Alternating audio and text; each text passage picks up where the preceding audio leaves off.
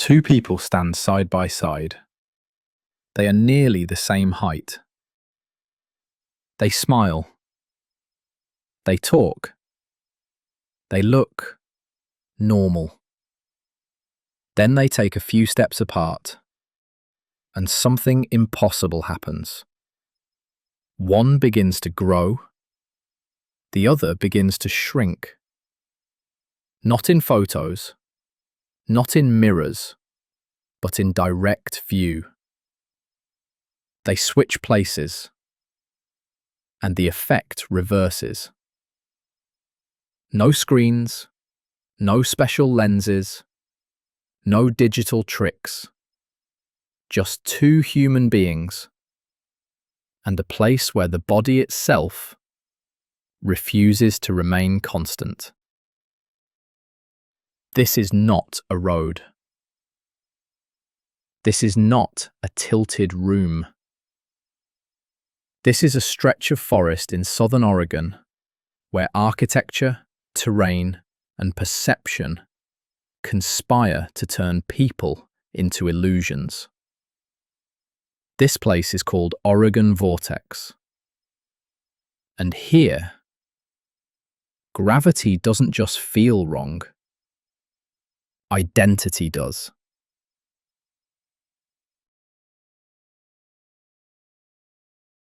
Southern Oregon is a land of quiet extremes. Pine forests roll across low mountains. Mist pools in valleys. Rivers carve dark paths through stone. Near the town of Gold Hill, the land dips into a shallow basin. The trees lean slightly inward. The hills form a wide bowl. The horizon softens.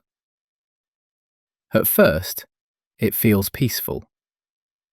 Then, it begins to feel enclosed. This valley once held a small mining operation. In the early 1900s, workers built a simple wooden structure to store equipment. Over time, the building shifted. Floods disturbed the soil. Earthquakes passed quietly beneath. The foundation settled unevenly. The house tilted. Nothing dramatic, just enough. And when people entered it, they did not feel as though the house had moved. They felt as though the world had. The structure that stands at the Oregon Vortex today looks unremarkable. Wooden planks, simple windows, a narrow entrance.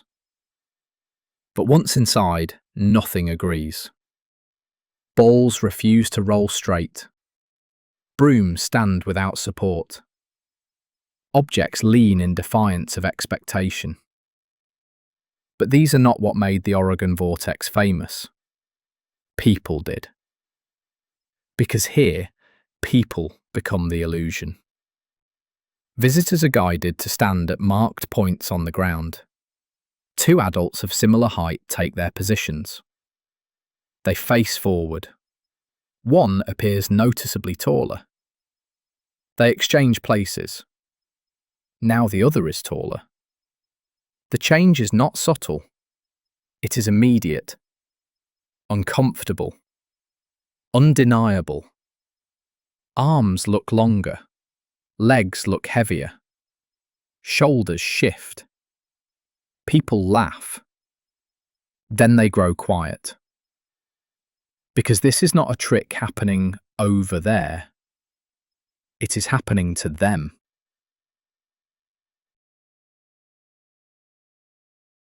Most illusions exist at a distance. You look at them. They don't involve you. The Oregon Vortex is different. Here, your body becomes the measuring stick. Your height, your balance, your sense of space. And when those change, something deeper reacts. People often describe the feeling as disorienting.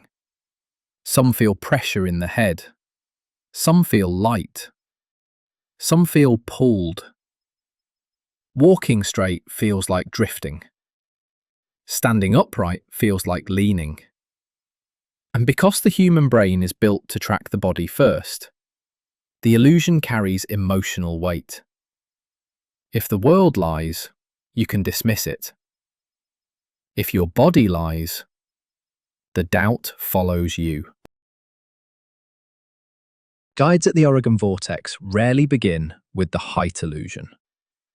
They allow visitors to acclimate. First, the small things. A broom balances on concrete.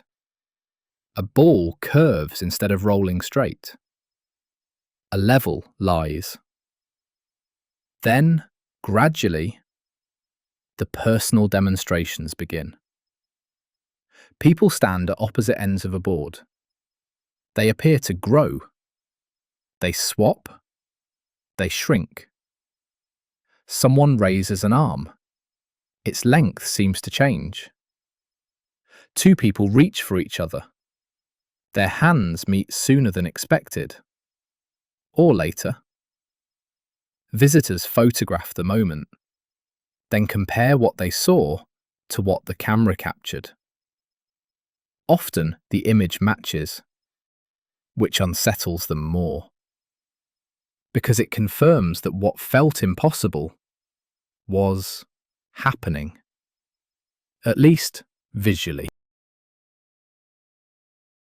Your sense of size is not a ruler. It is a relationship. The brain determines how tall something is by comparing it to surroundings, to known objects, to lines, to vanishing points, to angles. At the Oregon Vortex, the ground slopes, the buildings tilt, the trees lean, the walls misalign. Vertical is no longer reliable. And when vertical fails, scale fails. Your brain cannot isolate the human body from the space it occupies. So when the space bends, the body bends with it.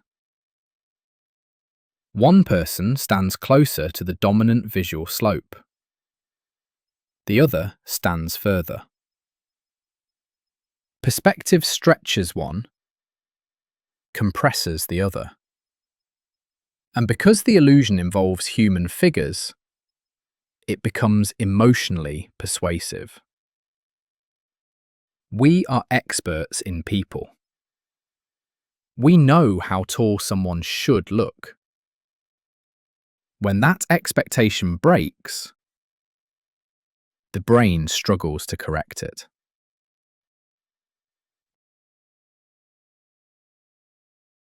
Unlike a movie set, the Oregon Vortex is not controlled. The light shifts. Clouds pass. Shadows move. Every change subtly alters the illusion. On overcast days, the effect feels muted. On bright days, shadows sharpen angles. The forest plays a role. The trees lean inward, robbing the eye of true verticals. The valley curves, masking horizon lines. There is no distant ocean, no city skyline, just near references. And near references lie more easily. The land itself participates. The illusion is not in the house.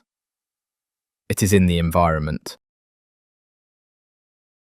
The human nervous system evolved to protect the body before understanding the world. Your brain constantly asks, am I upright? Am I stable? Am I moving? When the Oregon Vortex disturbs those signals, the body reacts first. Muscles tense, vision sharpens, attention narrows. This is why people feel uneasy here, why laughter often turns quiet. Because the illusion activates the same systems that detect falling, and falling is ancient, deep, non-negotiable. So when the brain receives mixed information about gravity, posture, and space, it treats the environment as uncertain, even if you are standing still.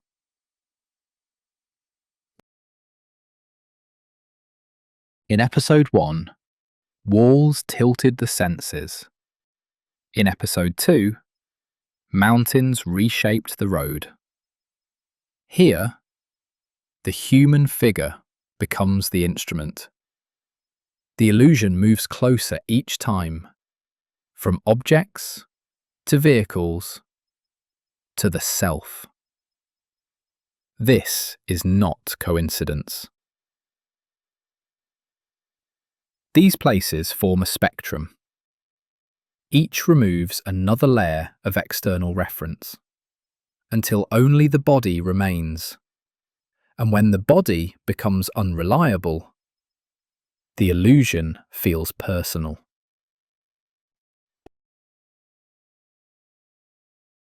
The Oregon Vortex has existed for over a century, not because its science is complex, but because its experience is. It cannot be reduced to a sentence. It must be stood in, watched, felt. People return here. They bring family, friends, children. Not to be fooled, but to feel that moment when certainty softens, when the world hesitates, when the body questions itself. That moment is rare and strangely addictive. The Oregon Vortex is not dramatic. There are no explosions, no loud sounds, no sudden events. Just a steady, persistent suggestion that something is off. And when something is off long enough, the mind stops trying to fix it. It observes it. An observation without resolution is where curiosity lives. This is why people linger. Why they test again. Why they stand still longer than necessary. The illusion is not loud. It is intimate. In the forests of Oregon, the house still leans. Visitors still stand on its platforms. They still grow. They still shrink. They still reach for balance that never quite settles. The Oregon Vortex does not distort gravity. It reveals how deeply gravity lives inside the mind. Not as a law, but as a feeling. And when that feeling wavers, the world becomes negotiable. Because if your own body cannot reliably tell you what is up or down, what is large or small, what is stable or not, then perhaps the most fragile thing on earth is not the land. It is certainty. Next time, we visit a place where water appears to climb the sky, where rivers seem to forget which way the earth pulls, at a site known as Hoover Dam's Gravity Hill.